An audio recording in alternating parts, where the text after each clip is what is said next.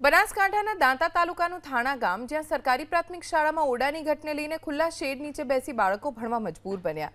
શાળાના 60 વર્ષ જૂના ઓરડા જર્જરિત થઈ ચૂક્યા છે, જેને લઈ ઓરડામાં પ્રવેશ કરવો નહીં તેવા પોસ્ટર લગાવાયા. વર્ષ 2016માં શાળા જર્જરિત હોવાનું સર્ટિફિકેટ અપાયું, તેમ છતાં સરકારે નવા ઓરડા મંજૂર નથી કર્યા. પરિણામે ધોરણ 1 થી 8ના 100 જેટલા બાળકો ઠંડી, ગરમી, ચોમાસામાં ભણવા માટે મજબૂર બન્યા. રાજ્ય સરકારે વર્ષ 2005માં થાણા ગામને ગોકુળ ગામ અને સામાજિક સમરસ ગામ જાહેર કર્યું. ગામમાં ક્યારે પંચાયતની ચૂંટણી નથી યોજાઈ. સામાજિક સમરસતા ધરાવતા આ ગામના લોકોની માંગ છે કે સરકાર તાત્કાલિક ધોરણે શાળામાં નવા ઓરડા બનાવી આપે. અત્યંત ખરાબ હાલતમાં શાળાના ઓરડા છે. સળિયા દેખાવા લાગ્યા છે, સ્લેબ પડી ગયા છે. ઘણી બધી જગ્યાએ તો તિરાડો એટલી ઊંડી છે કે ગમે ત્યારે આ પિલ્લર પડી જાય તેવી સ્થિતિ છે.